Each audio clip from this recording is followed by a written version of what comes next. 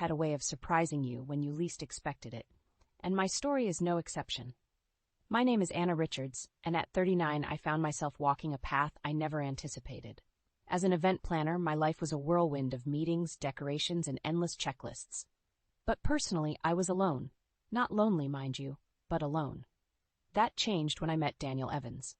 He wasn't your typical suave businessman. He was a widower and a father, with a soft-spoken nature that was disarming. His 17-year-old daughter, Claire, was the spitting image of him, both in looks and in her reserved demeanor. Our meeting was accidental, a mix-up at a mutual friend's party. We laughed it off, and that laugh turned into conversations, dinners, and eventually, something deeper. When Daniel proposed, it felt like a dream. I remember thinking, can I really step into this new role? But love, it seems, knows no bounds, and I said yes. The wedding was a simple affair, but what came after was anything but simple. Transitioning to a homemaker was tough. I traded my spreadsheets for recipe books, my late nights at the office for evenings trying to connect with Claire. She was polite, yes, but distant. Whenever I tried to reach out, her responses were short, her eyes always darting away. I wanted so badly to bridge that gap. One evening, I made her favorite, spaghetti bolognese. I called her down for dinner, my voice slightly shaky. "Claire, dinner's ready! Your favorite tonight!" She descended the stairs slowly, her eyes scanning the table. "Thanks," she muttered, not meeting my gaze. I tried to initiate conversation. "So, how was school today? Any interesting classes?" She shrugged, twirling the spaghetti absent-mindedly. It was okay, nothing special. The silence that followed was heavy. I watched her push the food around her plate, feeling a pang of disappointment. "If there's anything you'd like to talk about, I'm here," I offered gently. Claire looked up, her expression unreadable. "I'm fine, Anna. Thanks." Then she was back to her meal, the walls around her as high as ever. That night, as I lay in bed next to Daniel, I couldn't help but feel a chasm widening between Claire and me. I thought about the family I was trying to fit into, the daughter who saw me as an intruder, and the man who was caught in between. As I drifted off to sleep, the question loomed in my mind, can I really make this work? Life as a homemaker was a stark contrast to the bustling event halls and deadlines I was used to. The quietness of our home was punctuated only by the soft clinks of cutlery and the occasional murmur of the television. Daniel tried to bridge the gap, but his work often kept him away, leaving Claire and me in a silent dance of avoidance. One afternoon, I decided to tackle the garden, hoping to make it a place where we could all spend time together. I was pruning the roses when Claire came home from school. She walked past me without a word. "Hi, Claire. How was school?" I called out, trying to sound cheerful. "Fine," she replied, her voice flat, not breaking her stride. I watched her disappear into the house, my heart sinking a bit. "One day at a time, Anna," I whispered to myself. The days turned into weeks, and the weeks into months. My efforts to connect with Claire felt like whispers in a storm. She remained polite, but distant.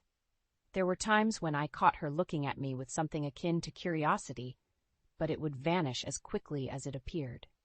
One evening, I prepared a small family dinner, hoping to bring some warmth into our home. I set the table, lighting candles to add a cozy ambiance. Daniel was already seated when Claire came down. "Wow, this looks wonderful, Anna," Daniel said, his eyes lighting up. "Thanks, Daniel. I thought we could use a nice family dinner," I replied, smiling despite the fluttering in my stomach. Claire took her seat, her eyes scanning the table. "It's nice," she said, a hint of surprise in her voice. We began to eat, and I decided to broach a topic that was safer than most. "Claire, I was thinking of redoing the garden. Maybe add some new flowers or a small vegetable patch. What do you think?" She paused, her fork midair. "A vegetable patch might be nice. Maybe some carrots or something." Encouraged, I continued, "That's a great idea. Maybe we could work on it together." Claire's expression changed, her walls coming back up. "I don't know. I'm pretty busy with school. Maybe." The conversation fizzled out, leaving an awkward silence. Daniel tried to fill it with talk about his work, but the effort felt strained. As I lay in bed that night, the house enveloped in silence. I couldn't shake off the feeling of isolation. Despite living under the same roof, we were worlds apart. The question from my wedding night returned, more persistent than ever.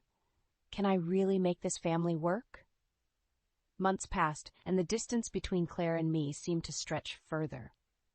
Daniel's absences due to work trips became more frequent, and with each departure the house felt colder, the silence more profound. One Saturday morning, I decided to bake Claire's favorite, chocolate chip muffins, hoping to break the ice. As they baked, the sweet aroma filled the kitchen. Maybe this will bring a smile to her face, I thought. When Claire came down for breakfast, her eyes lingered on the muffins. "Did you bake these?" she asked, her tone neutral. "Yes, I remembered you liked them," I replied, hopeful. She took one, biting into it without a word. My heart raced as I waited for her reaction. But she ate in silence, her expression unreadable. I gathered my courage. "Claire, I know things have been awkward between us, but I want you to know that I'm here for you. I care about you, and I want us to get along." She paused, muffin in hand, and looked at me. For a moment, I saw a flicker of something in her eyes. Was it vulnerability? But it vanished as quickly as it appeared, replaced by a coldness that made me shiver. "I don't need your care," she said sharply. "I have a mother. You're not her." Her words were like a punch to the gut. I struggled to find words, but none came. The room felt like it was spinning. "Claire, I never meant to replace your mother. I started, but she cut me off." "Just what? Play happy families? You think baking muffins will make everything okay? You're not my family. You never will be." Her voice was low but laced with bitterness. She left the muffin half-eaten and walked out of the kitchen, leaving me standing there, the weight of her words crushing me. Later that day, I sat in the garden, lost in thought. The roses I had tended to with so much care seemed to mock me with their vibrant colors. Was I naive to think I could make this work? I wondered. Daniel called that night. "How are things at home?" he asked, his voice tired. I hesitated, then replied, "Everything's fine. We're doing okay." But as I hung up, a tear rolled down my cheek. The truth was we were far from okay. Claire's words echoed in my mind, a constant reminder of the divide that seemed impossible to bridge. That night, as I lay in bed, the house enveloped in silence, I felt more alone than ever. The question that haunted me since my wedding night loomed larger, its presence more oppressive. Can I ever be a part of this family? The tension in the house reached a boiling point as autumn faded into winter. Each day felt like walking on eggshells, with Claire's cold glares and my failed attempts to make amends. One chilly evening, Daniel was away again, and the house felt particularly empty. I decided to organize the attic, hoping to distract myself from the heavy atmosphere. As I was sorting through old boxes, I heard the front door slam shut. Claire was home from school. Hesitantly, I called out, "Claire, I'm making dinner soon. Is there anything special you'd like?" No response. I sighed, feeling the familiar sting of rejection, and continued with my task. Moments later, Claire stormed into the attic, her eyes blazing. "Why are you going through our things?" she demanded, her voice trembling with anger. Startled, I replied, "I was just cleaning, Claire. I thought it would be nice to organize a bit." "This is not your house to rearrange," she shouted. "You have no right to touch our memories." I tried to calm her down. "Claire, please, I didn't mean to upset you. But she was beyond reason. "You just what? Wanted to erase my mom's presence? Take over everything?" That wasn't it at all, but before I could explain, she grabbed my arm, her grip surprisingly strong. "I want you to leave. Get out of our lives." Her words were like a physical blow, and I struggled to free myself. "Claire, stop! You're hurting me." But she was relentless. She dragged me downstairs and out the back door to an old tool shed. I couldn't believe what was happening. "Claire, please, this isn't right." I pleaded as she shoved me inside the dark, musty shed. She slammed the door shut, and I heard the sound of the lock clicking into place. "Stay here and think about what you've done," she yelled through the door. I was in shock. The shed was cold, cramped, and barely lit by a sliver of light through a small window. I banged on the door, shouting for Claire to let me out, but there was no response. As hours passed, the cold seeped into my bones. I wrapped my arms around myself, trying to stay warm, my mind racing. How could things have gone so wrong? I wondered. I thought about Daniel, about the home I had tried to create, about the family I longed to be a part of. But in that dark, cold shed, those dreams felt like distant fantasies. Night fell, and the shed grew colder. I realized I had my phone in my pocket. Trembling, I dialed Rachel's number, my closest friend. Rachel, it's Anna. I need your help, I said, my voice cracking. What's wrong? Where are you? Rachel's voice was laced with concern. I'm locked in the shed. Claire, she locked me in here. I don't know what to do. There was a pause, and then Rachel's steady voice. Stay calm. I'm coming over right now. As I waited in the darkness, the gravity of the situation hit me. My stepdaughter had locked me in a shed. The family I had tried so hard to be a part of was falling apart at the seams. I was trapped, both physically and emotionally, in a situation I never imagined.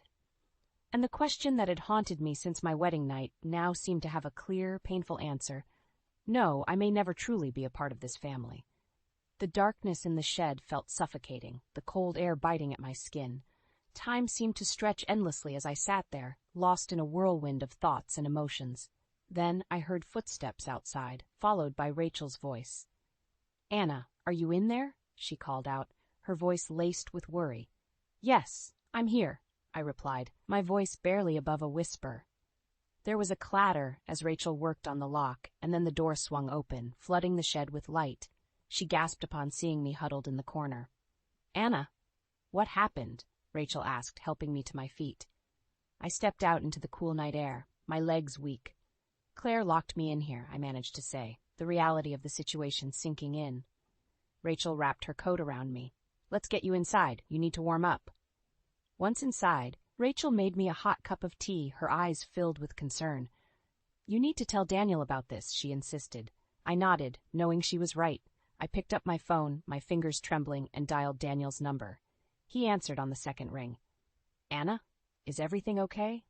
Daniel's voice was filled with concern. Daniel, I need to tell you something, I began, my voice shaky. Claire locked me in the shed. I was there for hours until Rachel came. There was a stunned silence on the other end. She did what? Anna, I'm so sorry. I'm coming home right now. After hanging up, the weight of the situation settled heavily on my shoulders. This was more than just teenage rebellion. It was a cry for help, a sign of deeper issues that we had failed to address. Daniel arrived early the next morning, his expression a mix of worry and anger. He enveloped me in a tight hug, whispering apologies. We need to talk to Claire, he said firmly. Claire was in her room, her demeanor defiant yet vulnerable. Daniel spoke first, his voice stern. Claire, what you did to Anna is unacceptable. You could have seriously hurt her. We need to understand why you did it. Claire's eyes flickered with various emotions, then settled on a sullen defiance.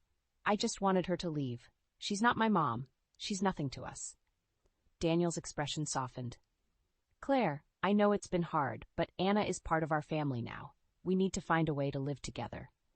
But Claire was unyielding. No, she's not my family. She never will be. The conversation went in circles, with Claire's resentment and hurt spilling out.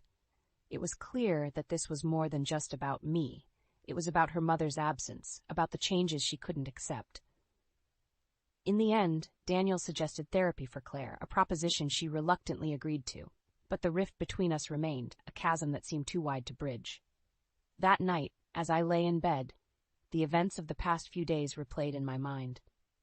The hope I once had for this family was now tinged with sadness and uncertainty, and the question that had once haunted my thoughts now seemed to whisper a disheartening answer. Maybe some rifts are too deep to heal. The days following the shed incident were filled with an uneasy quiet. Claire's therapy sessions began, and while there was no immediate change, there was a sense of a slow, albeit reluctant, shift in her demeanor. Daniel and I tried to navigate this new reality, often finding ourselves tiptoeing around both Claire and each other. The strain was palpable, the atmosphere in the house charged with unspoken words and buried emotions. Then, one evening, the delicate balance we were trying to maintain came crashing down. Daniel had returned from a business trip, and we were sitting at the dinner table when Claire announced, out of the blue, that she was moving out. I can't live here anymore, she declared, her voice firm. I need my own space. Daniel and I exchanged a look of surprise and concern. Claire, are you sure about this? I asked gently. Yes, I've made up my mind, she replied, her eyes avoiding mine. Daniel tried to reason with her, but Claire was adamant. She had already found a place and was planning to move in a few days. As she left the table, the finality of her decision hung in the air like a thick fog. That night, I lay awake thinking about Claire's impending departure. A part of me felt relieved, but another part felt a deep sense of sadness. We had failed to come together as a family, and now we were falling apart. The day Claire moved out was a somber one. She packed her things quietly, her movements mechanical. When it was time to leave, she hesitated at the door, her resolve faltering for a moment. "Take care, Claire," I said softly, my voice tinged with sadness. She nodded, not meeting my eyes, and then she was gone. In the weeks that followed, we heard bits and pieces about Claire's new life. It wasn't as glamorous as she had imagined. The freedom she sought came with its own set of challenges: financial struggles, loneliness, and the harsh realities of independence. One rainy evening, I received a call from Claire. Her voice was different, softer, more reflective. "Anna, I think I made a mistake," she admitted. "Living on my own isn't what I thought it would be." Her words were a mixture of regret and a subtle plea for help. It was a moment of reckoning, a realization that the grass isn't always greener on the other side. Daniel and I talked about it and agreed that while Claire needed to learn from her choices, our door would always be open for her. It was a step towards healing, a faint glimmer of hope in a long, dark tunnel. As I lay in bed that night, the sound of rain gently tapping against the window, I realized that sometimes life's hardest lessons are learned through experience. And perhaps, just perhaps, there was still a chance for our family to mend its broken pieces. The house felt different without Claire. Quieter, yes, but also missing a vital piece of its soul.